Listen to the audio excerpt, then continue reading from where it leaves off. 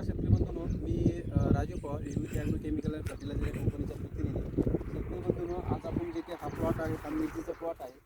या मिरचीच्या प्लॉटमध्ये शेतकरी बंधूंनो, अशा परिस्थितीमध्ये आज आहे 17 जून असताना सुद्धा पाण्याचं काही आपल्याला कुठं काही दिसत नाही आहे. जो पाणी मिरचीला हवं पाहिजे होता तो पाणी मिरचीला भेटलेलं नाही आहे. तर शेतकरी बंधूंनो, ज्याही शेतकऱ्यांना माझं एक आव्हान आहे किंवा एक सजेशन आहे, ज्याही शेतकरी बंधूंना आपल्या सिल्लोड तालुक्यामधले असो, गोळेगाव असो, शिवना असो, संभाजीनगर असो, भोकरदन असो व धावडा असो, या ठिकाणी काय होतं की पाणी कमी असताना वॉटर सोल्युबलचं नियोजन केलेलं जातं.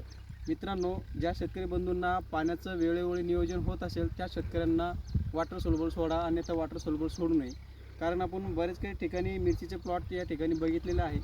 ज्या ठिकाणी मिरचीच्या प्लॉटला आपण वॉटर सोल्युबल दिलेलं आहे त्या प्लॉटला एक ट्रेस असं जाणवत आहे. आपण समजून चालूया, मिरचीला वॉटर सोल्युबल दिल्याच्या नंतर समजून चाला काही शेतकरी बंधू काय करतात, सुरुवातीला असो किंवा एक लागवडीच्या नंतर 15 ते 20 दिवस 30 दिवसाच्या दरम्यान काय करतात काही शेतकरी, फर्टिगेशन म्हणजे 19-19 असो, 12-61 असो, ते वापर केले जातात.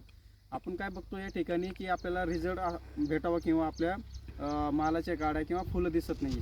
त्या परिस्थितीमध्ये आपण काय करतो, वॉटर सोल्युबल असो एकरी किंवा अर्धा एकरला काही शेतकरी बंधू 5 किलो आणतात, काही शेतकरी 3 किलो आणतात. तर या ठिकाणी जो काय आपण वॉटर सोल्युबल फर्टिलायझर देतो त्यामध्ये एक झाडाला ट्रेस येऊन जातो. आपण जे आपल्याला जे आपल्याला पाहिजे होता, जे आपल्या पिकाला माला पाहिजे होता किंवा फुटवे पाहिजे होते किंवा पानावर चकाकी किंवा क्वालिटी पाहिजे होती, त्या ठिकाणी भेटत नाही आहे. उलट आपलं झाड हा सदम्यामध्ये पोचून जातो. मित्रांनो, ज्या शेतकरी बंधूंना पाणी पुरेपूर असेल किंवा आपल्या ड्रिप ॲप्लिकेशनमधून दिल्याच्यानंतर पाणी दिल्याच्यानंतर पाणी बेडच्या बाहेर निघेल, तशी जर कधी पाणी आपल्या पिकाला जर पुरत असेल तर त्या शेतकरी बंधूंना वॉटर सोल्युबल सोडायला काही हरकत नाही आहे. शेतकरी बंधूंनो, पाणी येईपर्यंत माझं तर एक सजेशन आहे की तुम्ही वॉटर सोल्युबल फर्टिलायझर हे थोडं कमीच करा.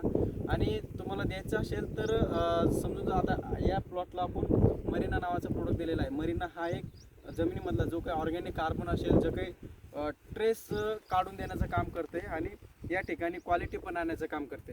शेतकरी बंधूंनो, आपण सुरुवातीला लागवडीच्या नंतर एक 15 दिवसांमध्ये आपण मरिना दिलेला होता, हास्की दिलेला होता आणि ॲरावर दिलेला होता.